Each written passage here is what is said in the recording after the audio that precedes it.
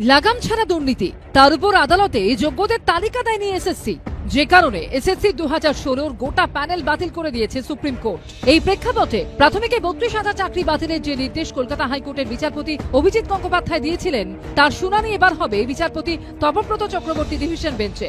আর এই রায়ের ওপরই নির্ভর করে আছে 32,000 শিক্ষক শিক্ষিকার ভাগ্য। আর এই প্রেক্ষাপটেই 2014 সালের টেট নিয়ে চাঞ্চল্যকর তথ্য সামনে এসেছে। আদালতে জমা দেওয়া চার্জশিটে দুর্নীতির নানা রূপ তুলে ধরেছে সিবিআই। চার্জশিটে দাবি করা হয়েছে প্রাক্তন শিক্ষামন্ত্রী পার্থ চট্টোপাধ্যায়, প্রাথমিক শিক্ষা পর্ষদের তৎকালীন সভাপতি মানিক ভট্টাচার্যরা মিলে দুর্নীতি করেছেন। দুর্নীতিতে ওতপ্রোতভাবে জড়িয়েছিলেন পার্থ চট্টোপাধ্যায়ের ওএসটি প্রবীর বন্দ্যোপাধ্যায়ও। 2014 সালের টেটের ফলাফল বেরিয়েছিল 2016 14 সেপ্টেম্বর। গত ডিসেম্বরে আদালতে জমা দেওয়া সাপ্লিমেন্টারি চার্জশিটে সিবিআই দাবি করেছে 2017 সালে যখন নিয়োগ প্রক্রিয়া চলছিল, তখন অসংখ্য চাকরি প্রার্থী পর্ষদকে চিঠি লিখে জানিয়েছিল যে একটি প্রশ্নের জন্য দুটি সঠিক উত্তর দেওয়া হয়েছিল। 2017 সালের 20 নভেম্বর পর্ষদের তরফে রেজলিউশন পাশ করে বলা হয়, যারা উত্তর বি লিখেছিলেন তাদেরকে 1 নম্বর করে দিতে হবে। সেই 1 নম্বরের ভিত্তিতে যাকে খুশি চাকরি দেওয়া হয়।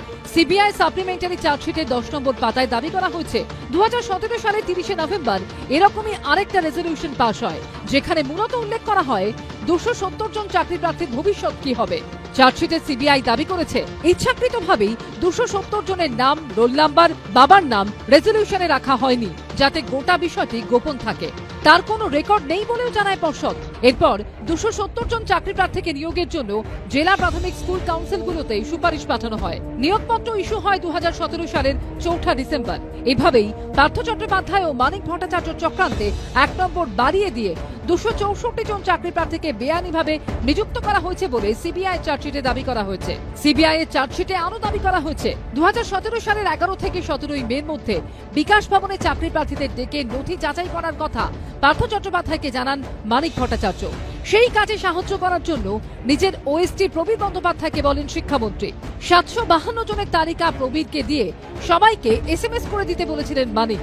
মন্ত্রীর ওএসটি আবার সেই দায়িত্ব ডেটা এন্ট্রি স্টাফ সুব্রত কুণ্ডুকে দেন।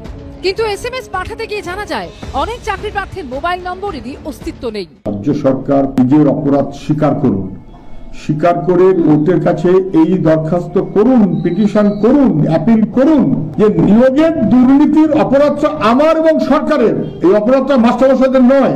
সিবিআই চার্জশিটে দাবি করা হয়েছে 2017 সালের নভেম্বর মাসে পার্থ চট্টোপাধ্যায়ের অফিসে যান মানিক ভট্টাচার্য। সেখানে মন্ত্রীর ওএসটি কে ডেকে আরো 269 জন চাকরি প্রার্থীর তালিকা দেয়া হয়। মানিক ভট্টাচার্যর নির্দেশ ছিল তাদের ইন্টারভিউ এবং অ্যাপটিটিউড টেস্টের নম্বর পর্ষদের নম্বর শিটে বাড়িয়ে দেওয়া এবং তাতে সই করে স্বীকৃতি দেওয়ার। যদিও 269